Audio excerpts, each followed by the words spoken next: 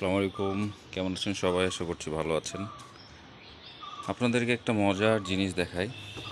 আমাদের গ্রামের বাসা, এই যে দেখতে পাচ্ছেন, এটা কিন্তু কুয়া। এই যে বালতি দিয়ে কিন্তু পানি তুলতে হয়। আগেকার মানুষজন এভাবেই পানি ব্যবহার করতো। টিউবওয়েলও আছে, কিন্তু এই কুয়াটা কিন্তু অনেক পুরনো। পানি অনেক ঠান্ডা। যারা ব্যবহার করেছেন তারা জানেন। পানি তুলতে একটু কষ্ট করতে হয়, যেহেতু অনেক নিচু, এটা অনেক নিচ থেকে পানি তুলতে হয়।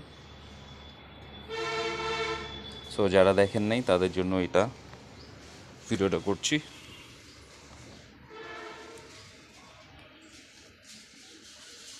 সো যারা প্রথমবার দেখলেন কুয়া, তারা কমেন্ট করবেন। ধন্যবাদ ভিডিওটা দেখার জন্য।